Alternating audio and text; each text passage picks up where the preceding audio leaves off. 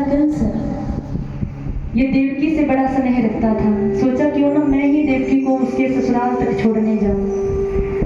तो अपने ही रथ में बिठाया वासुदेव जी को और माँ देवकी को। खुद रथ की लगाम पकड़ी कि मैं देवकी को उसके ससुराल छोड़कर आऊंगा। अभी रथ थोड़ी ही दूरी पर गया था, तभी आसमान में काले बादल छा गए, बिजली चमकने लगी, मेघ गर्जना करने लगे और आकाशवाणी हुई, अरे पापी कंस, जिस देवकी को तू उसके ससुराल छोड़ने जा रहा है, उसी देवकी का 8वां गर्भ तेरा काल बनेगा। जब कंस ने ऐसा सुना, कंस रथ से नीचे उतरा, माँ देवकी को केसों से पकड़ा, रथ से नीचे फेंका और हाथ में तलवार लेकर माँ देवकी को मारने के लिए कंस आगे बढ़ता है। लेकिन वासुदेव जी ने कंस का हाथ पकड़ लिया। अरे राजन, ये आप क्या कर रहे हैं? आप तो अपने कुल की ख्याति को बढ़ाने वाले हैं। लोग क्या कहेंगे? इतना बड़ा महाराजा और अपनी बहन को मार दिया, एक निहत्ती स्त्री को मार दिया। राजन, ये कार्य आपको शोभा नहीं देता, और वैसे भी आपका काल देवकी नहीं है, देवकी का 8वां गर्भ है। मैं आपको वचन देता हूँ कि हमारी जितनी भी संतानें होगी वो सारी संतानें मैं आपको सौंप दूंगा। क्योंकि वासुदेव जी बड़े धर्मनिष्ठ थे, सत्यवान थे। उनके वचनों पर कंस ने भरोसा किया, देवकी को जीवन दान तो दिया, लेकिन वासुदेव और देवकी दोनों को कारागार में डाल दिया। हाथों में हथकड़ियां, पैरों में बेड़ियां लगाकर काल कोठरी में बंद कर दिया। अब देखिए, ये कथा किसी साधारण व्यक्ति की कथा नहीं है, ये कथा है भगवान के माता पिता की कथा। भगवान का जन्म लेने से पहले भगवान के माता पिता के जीवन में कितने कष्ट आए। जिस माँ देवकी को अभी लक्ष्मी की तरह पूजा जाना था, ससुराल नहीं पहुंची कि पहले इतनी बड़ी विपत्ति आ गई, कारागार में पहुंच गई। और हम लोग थोड़ी सी परेशानी हमारे जीवन में आ जाए तो शिकायतों के बुलंदे भगवान के पास कि ये कष्ट आ गया, आपसे ये नहीं होता, आप कैसे भगवान हैं। ये भगवान के माता पिता की कथा, कितने कष्ट उन्होंने उठाए। और भगवान हमें स्वयं ये कह रहे हैं कि भैया, यदि मनुष्य जन्म मैं भी लूंगा तो मैं भी दुखों से अछूता नहीं रह पाऊंगा। दुख और सुख तो जीवन का हिस्सा है, ये तो सबके जीवन में आते हैं और भोगने ही पड़ते हैं। लेकिन सच्चा भक्त वही है जो इन परीक्षाओं को पार कर सके।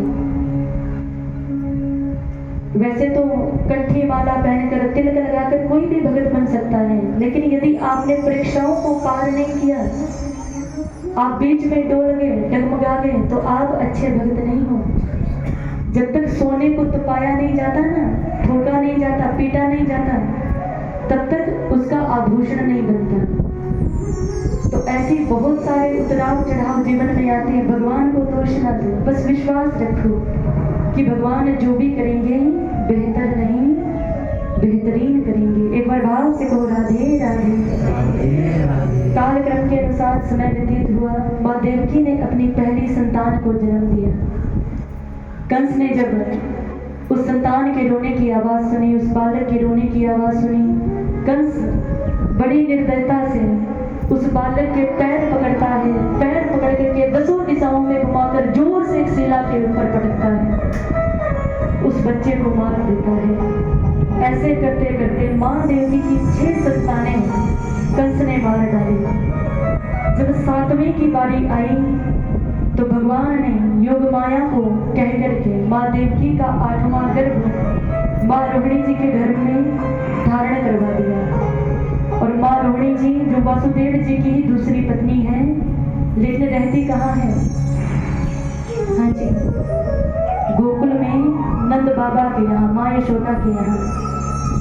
यदि वासुदेव जी को पता चलता माँ रोहिणी के विषय में, तो माँ रोहिणी को भी कारागार में डाल देते। तो वासुदेव जी ने माँ यशोदा के पास माँ रोहिणी को रखा था ताकि वो वहां पर सुरक्षित रहे।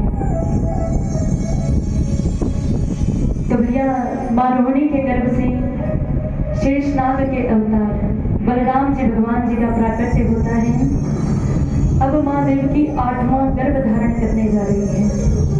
अब बारी है हमारे ठाकुर जी की। एक बार भाव से कहिए राधे राधे। इस धराधाम को पवित्र करने के लिए भगवान श्री कृष्ण जन्म लेने वाले हैं, आने वाले हैं। चैत्र का महीना था, वैशाख आया, थोड़ी थोड़ी उष्णता बढ़ने लगी, ज्येष्ठ आया, गर्मी बढ़ने लगी। इधर सूरज की गर्मी का ताप और उधर कंस के पाप का ताप।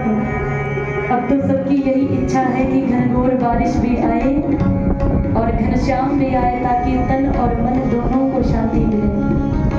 ज्येष्ठ गया, आषाढ़ आया, मेघ गर्जना करने लगे।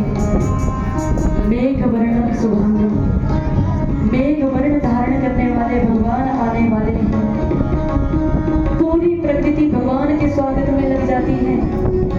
आकाश में देवी देवता नित्य प्रति उत्सव मनाते हैं, अप्सराएं नृत्य करती हैं। अभी तक तो नदियां उमड़ उमड़ के बह रही थी, अब सागर भी हिलोरे लेने लगे। मानो वो भी प्रसन्नता को समा ना पा रहे हैं, सभी प्रसन्न हैं। भादों का महीना, कृष्ण पक्ष, अष्टमी की तिथि, ठीक रात्रि के 12 बजे ही पक्षी चहचहाने लगे, सरोवरों में कमल खिल उठे, सुगंधित वायु बहने लगी, देवता रिद्धि चारण स्तुतियां करने लगे, अप्सराएं नृत्य करने लगी।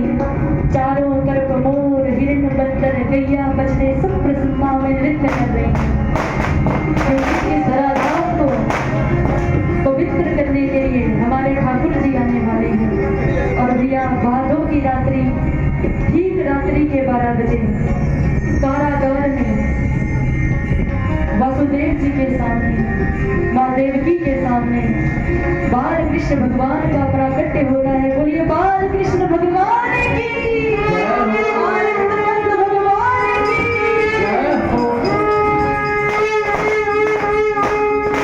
अभी बैठे रहिए, अभी हम मथुरा में हैं, गोकुल में नहीं है। कहीं कंस के पहले तो आराम है। तो भैया कंस के कारागार में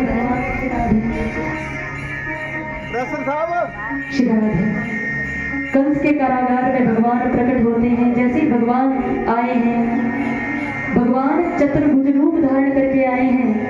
शंख चक्र गदा धारण किए हुए, मुकुट धारण किए, सुंदर पीतांबर पहनकर भगवान पधारे हैं।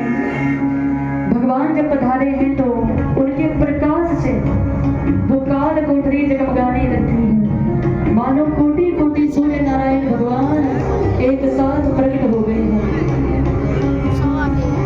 अब भगवान वासुदेव जी की प्रार्थना करने पर, माँ यशोदा, माँ देवकी जी की प्रार्थना करने पर छोटे से नवजात शिशु का रूप धारण कर लेते हैं। शिशु का रूप धारण किया। भगवान की आदेशानुसार, आज्ञानुसार ही वासुदेव जी ने भगवान को एक टोकरी में सुलाया।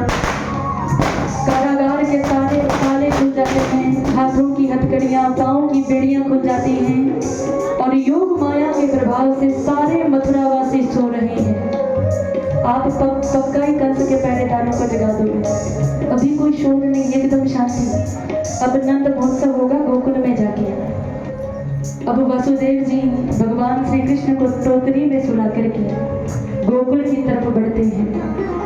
घनघोर बारिश हो रही है और शेषनाग जी अपने फलों का छाता फैलाकर भगवान के पीछे पीछे जा रहे हैं। यमुना जी का जल स्तर बढ़ रहा है और यमुना जी का जल स्तर वासुदेव जी के वक्षस्थल तक आ जाता है। ये यमुना जी का जल स्तर क्यों बढ़ रहा है? क्योंकि ये जो यमुना महारानी है, ये भगवान की पटरानी है। ये भगवान के बाल रूप के दर्शन करना चाहती है। अब भगवान अपना दहिना नन्हा सा चरण टोकरी में से बाहर निकालते हैं।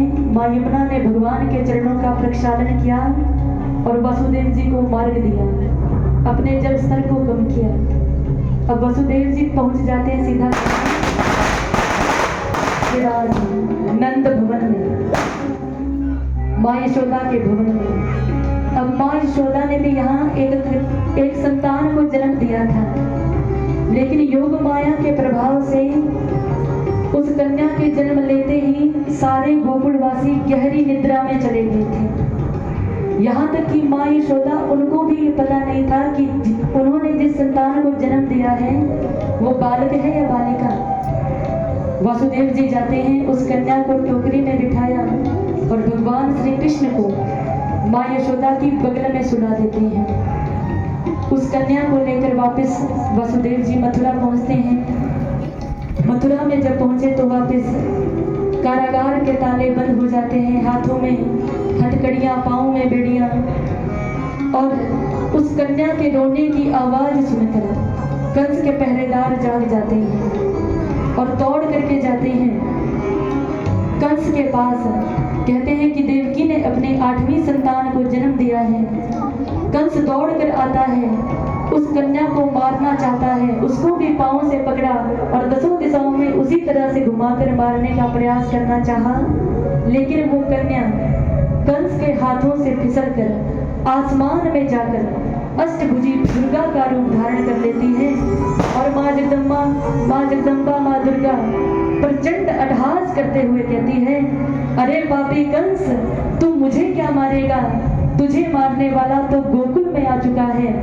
मैं चाहूं तो एक क्षण में तुझे भस्म कर सकती हूँ, लेकिन मैं भगवान की लीला में विघ्न नहीं डालना चाहती। ऐसा कहकर माँ जगदम्बा योग माया वहां से अंतर ध्यान हो जाती है।